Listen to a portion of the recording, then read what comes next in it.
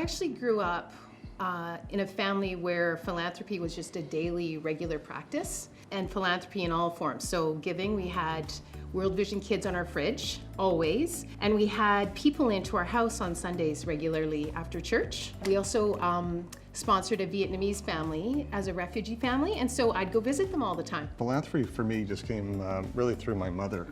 Before my mother actually went into the community and raised money for March of Dimes, the only exposure to philanthropy I would have is at church when the hat came around. And I always thought the hat was where you took money out of rather than put money in. So it was really my mother who took us door to door asking for money for March of Dimes.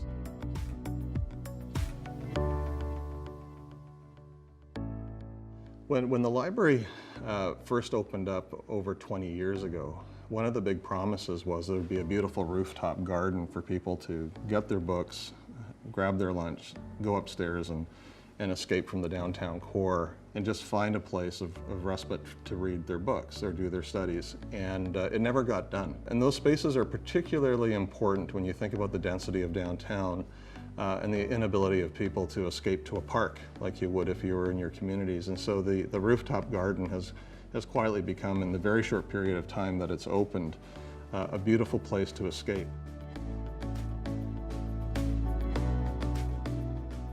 The library was actually the great democratizer of information.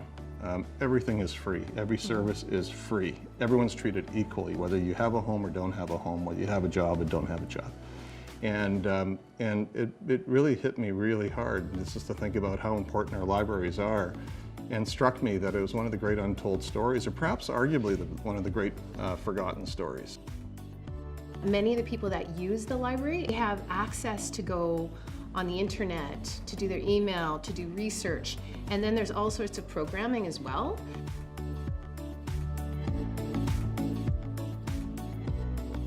I started very young with our own children. We went and we volunteered making lunches at Crabtree Corner, and then we gave them out to women and children in front.